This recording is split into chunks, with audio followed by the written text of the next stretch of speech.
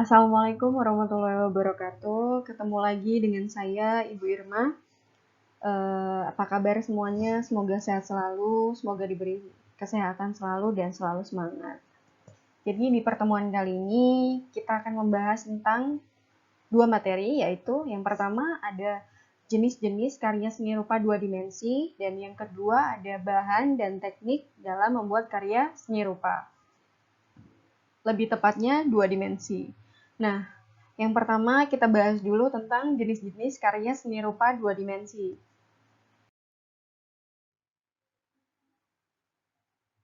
Oke, sebelum kita ke jenis-jenisnya, saya memberikan pengantar dulu tentang pengertian dari seni rupa dua dimensi.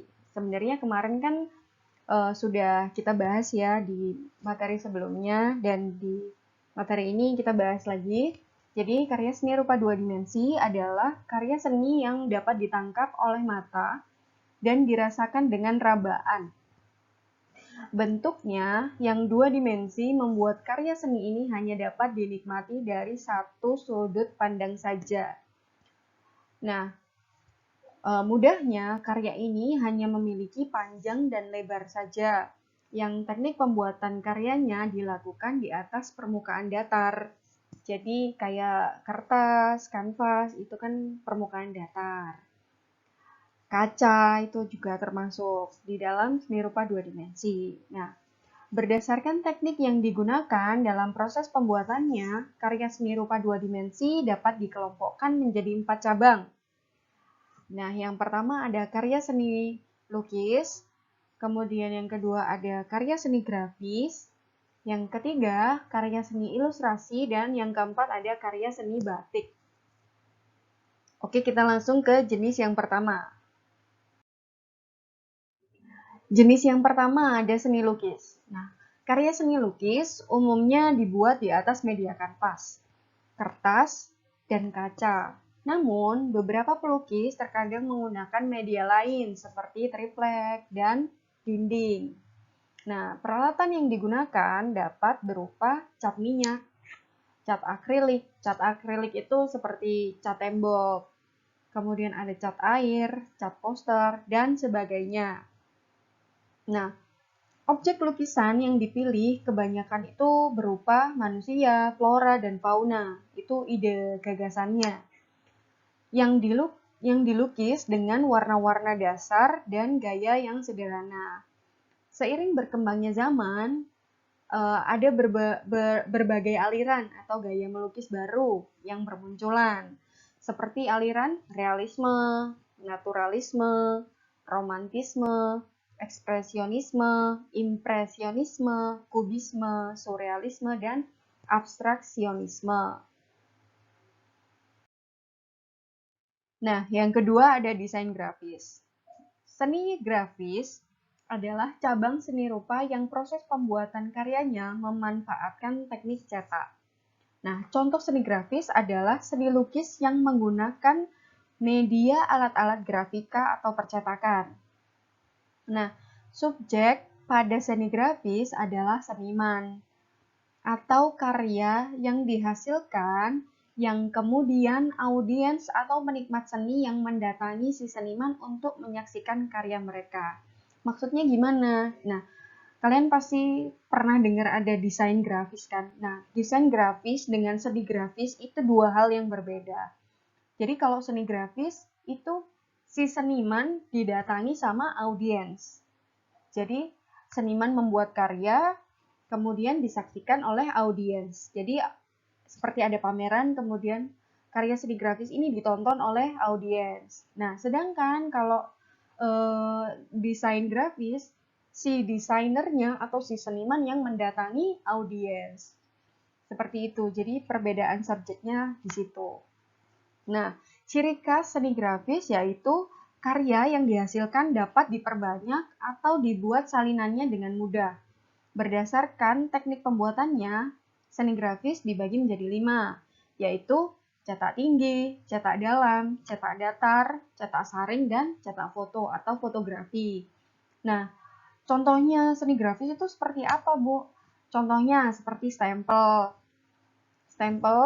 Nah, itu kan termasuk di dalam cetak tinggi. Kemudian ada contoh gambar ini. Nah, ini termasuk cetak tinggi menggunakan media cukil dan hardboard. Seperti itu. Nah, kenapa saya tidak menjelaskan secara menyeluruh seperti cetak tinggi itu apa sih, cetak dalam itu apa sih? Nah, nanti akan ada waktunya saya akan menjelaskan detailnya tentang seni grafis. Nah, sama dengan seni lukis tadi. Di seni lukis saya juga akan menjelaskan secara detailnya di materi berikutnya. Nah, ini kan kita membahas globalnya apa sih jenis-jenis karya seni rupa dua dimensi. Nah, ini kan baru dua yang dibahas. Selanjutnya ada seni ilustrasi. Nah, seni ilustrasi yaitu seni menggambar sebagai hasil visualisasi dari suatu tulisan. Jadi ada tulisan, kemudian ada visual. Nah, ilustrasi ini seperti komik. Nah, itu kan pasti ada ceritanya, baru ada ilustrasinya, seperti itu. Jadi, berupa tulisan, baik cerita, informasi, atau karya sastra, seperti poster. Nah, itu kan berupa informasi. Jadi, poster itu pasti ada ilustrasinya untuk mendukung tulisannya. Dengan tujuan untuk menerangkan, menghiasi, ataupun memudahkan pembaca dalam memahami tulisan tersebut. Biasanya orang kalau lihat ilustrasi udah kayak paham gitu. Oh, ini gini, artinya gini, tulisannya gini. Apa arti dari gambarnya itu seperti ini. Nah, seperti itu. Nah, diharapkan dengan bantuan gambar visual, tulisan tersebut lebih mudah dicerna. Nah, teknik yang digunakan untuk membuat karya ilustrasi bisa berupa teknik drawing, lukisan, fotografi, atau teknik rupa lainnya. Namun, penekanannya pada hubungan subjek dengan tulisan yang dimaksud daripada bentuk. Jadi, lebih mengutamakan ada tulisannya gitu. Kalau seni lukis kan lebih abstrak gitu. Nah, seni ilustrasi memiliki beberapa jenis, yaitu kartun, komik, karikatur, ilustrasi karya sastra, kemudian ada poster, dan lain-lain. Dan yang terakhir ada seni batik. Nah, seni batik merupakan cabang seni rupa dua dimensi yang dibuat dengan cara menulis atau menerapkan malam lilin pada kain dengan pola-pola tertentu. Nah, pola-pola ini biasa disebut dengan motif ragam hias. Nah, jadi menulis di atas kain ini biasanya dilakukan sebelum melalui proses pewarnaan. Nah, ciri khas dari motif batik merupakan hasil dari teknik stilasi dan abstraksi yang disusun secara acak dan mengikuti prinsip pengulangan, berselang-seling dengan arah diagonal, vertikal, dan horizontal. Nah, stilasi itu apa? Nanti akan ada di materi yang lain, pasti akan saya jelaskan. Kemudian, berdasarkan teknik pembuatannya, karya seni batik dapat dibedakan menjadi batik tulis, batik cap, batik printing, batik sablon, batik jemputan, dan batik lukis. Oke, kita masuk ke bahan dan teknik dalam berkarya seni rupa dua dimensi. Nah, bahan berkarya seni rupa adalah material habis pakai yang digunakan untuk mewujudkan karya seni rupa itu. Bahan untuk berkarya seni banyak macam dan ragamnya. Ada yang berfungsi sebagai bahan utama dan ada pula sebagai bahan penunjang. Jadi bahan penunjang ini maksudnya meskipun nggak ada pun nggak masalah. Tapi kalau misalnya bahan utama ini harus ada. Misal kayak kalian melukis, pasti kan harus ada kanvas, pasti harus ada kertas, harus ada cat. Kalau nggak ada, kalian nggak bisa melukis kan? Seperti itu. Kalau penunjang ini contohnya seperti apa? Spandram. Spandram itu penyangga yang biasanya dipakai buat ngelukis pakai kanvas itu. Itu kalau misalnya nggak ada pun nggak masalah kan, kita bisa pakai media apapun. Seperti disandarkan di tembok, atau seperti apa, digantung, atau bagaimana, senyamannya senimannya. Seperti itu. Nah, bahan dan alat yang digunakan untuk berkarya seni rupa dua dimensi yaitu kertas, kanvas, pensil, konte. Konte itu serbuk yang kalau pensil itu kan ada apa yang buat nulis itu abu-abunya. Nah, kalau konte ini berupa serbuknya, serbuk pensil itu. Nah, kemudian ada pensil warna, krayon, pena, cat air, cat minyak, kuas, palet, dan bahan lainnya yang dapat digunakan pada permukaan datar. Kemudian teknik dalam berkarya seni rupa dua dimensi. Nah, teknik adalah cara yang dipergunakan untuk berkarya sesuai dengan media yang dipilih. Dalam membuat karya seni rupa, baik dua dimensi maupun tiga dimensi, dibutuhkan keterampilan teknis menggunakan perangkat dan mengolah bahan untuk mewujudkan sebuah karya.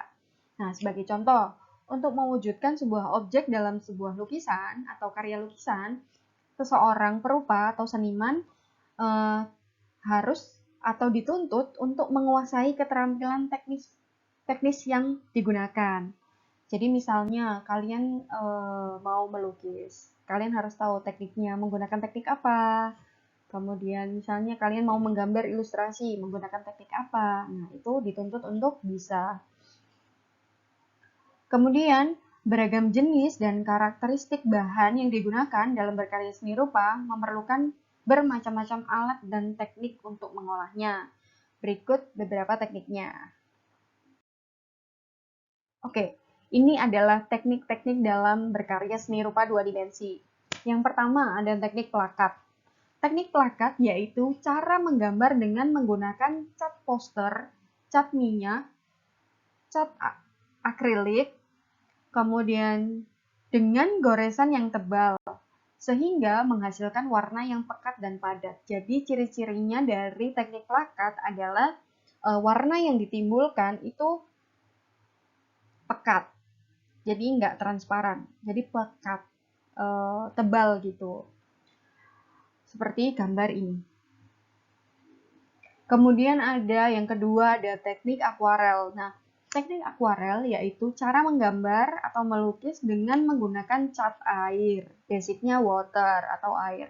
Nah, dengan sapuan warna yang tipis, yang hasilnya nampak transparan, seperti contoh ini. Jadi kalau misalnya basicnya air, itu bisa buat transparan. Sebenarnya kalau misalnya akrilik itu bisa dibuat di teknik akuarel. Nah, yang ketiga ada teknik kolase. Teknik kolase yaitu cara melukis dengan memotong-motong kertas yang kemudian ditempel sehingga membentuk lukisan yang realis atau abstrak. Sebenarnya medianya atau bahannya nggak hanya kertas ya, bisa apa saja seperti contoh gambar ini. Nah, ini contohnya dia kan menggunakan daun yang ditempel-tempel, menghasilkan sebuah gambar owl atau burung hantu. Jadi medianya apa saja, bisa biji kacang atau kacang hijau. Biasanya kan kalau misalnya dulu waktu TK kita kan sering kita kan pernah nih nempel-nempel kertas seperti itu. Itu kolase. Nah, yang keempat ada teknik pointillis. Teknik pointillis yaitu teknik menggambar atau melukis dengan menggunakan titik-titik untuk membentuk objek dan menimbulkan kesan gelap terang. Jadi seperti gambar ini. Nah, ini hasil karyanya menggunakan titik-titik. Jadi biasanya kalau orang yang nggak telaten nggak suka nih pakai teknik titik-titik. Jadi orangnya harus telaten pelan-pelan titik-titik-titik dan itu hasilnya pasti bagus. Jadi teknik pointillis itu pasti menggunakan titik-titik. Selanjutnya, yang kelima ada teknik linear. Linear ini kayak apa ya? Outline atau garis. Jadi teknik linear ini adalah cara menggambar atau melukis dengan garis sebagai unsur yang paling menentukan, baik garis lurus maupun garis lekung. Jadi cuma ada garis aja gitu. Biasanya dipakai outline itu kayak garis luarnya gambar sebelum diwarnai. Nah, itu teknik linear. Yang keenam ada teknik arsir. Nah, teknik arsir yaitu cara menggambar dengan garis-garis sejajar atau menyilang untuk menentukan gelap dan terang suatu objek gambar sehingga nampak memiliki ruang 3 dimensi. Yang apa? Yang semu kan. Hanya terlihat seperti 3 dimensi. Jadi seperti ini. Nah, di sini ada gelap, di sini ada terang. Yang ketujuh ada teknik Dussel. Sebenarnya teknik Dussel ini juga merupakan teknik arsir. Nah, yang membedakan teknik Dussel ini yaitu cara menggambar dengan cara menggosok sehingga menimbulkan kesan gelap terang. Jadi, atau tebal tipis. Nah, alat yang biasa digunakan antara lain adalah pensil, krayon, dan gunte. Biasanya kalau misalnya kita pakai gunte atau kita pakai pensil itu gosoknya itu pakai cotton bud, ada sendiri juga alatnya yang buat gosok, kemudian pakai tisu, jadi jangan pakai tangan. Kalau pakai tangan hasilnya tidak maksimal. Nah, yang kedelapan ada teknik block. Teknik block yaitu menggambar dengan cara menutup objek dengan satu warna, sehingga hanya tampak bentuk globalnya. Jadi seperti siluet, kalau kalian tahu siluet, nah itu teknik block, hanya menggunakan satu warna di objek yang akan digambar, seperti itu. Oke, sekian untuk materi kali ini. Agak panjang ya, 16 menit, tapi nggak apa-apa. Semoga materinya nyantol. Saya yakin kalian pasti ngerti. Nah, untuk minggu depan kita sepertinya akan mulai mengerjakan tugas, jadi kalian nggak akan bosan lagi mendengarkan saya. Uh, jadi sekian, mungkin kalau misalnya ada pertanyaan, seperti biasa silahkan ditanyakan. Kebanyakan ini anak-anak IPA yang tanya. Kalau anak IPS dan bahasa itu jarang sekali ada yang tanya. Coba tanya ya, biar nambah nilai kalian. Itu saja mungkin dari saya, dari pertemuan kali ini. Semoga ilmunya bermanfaat, nyantol di kepala. Jadi itu saja, sekian. Wassalamualaikum warahmatullahi wabarakatuh.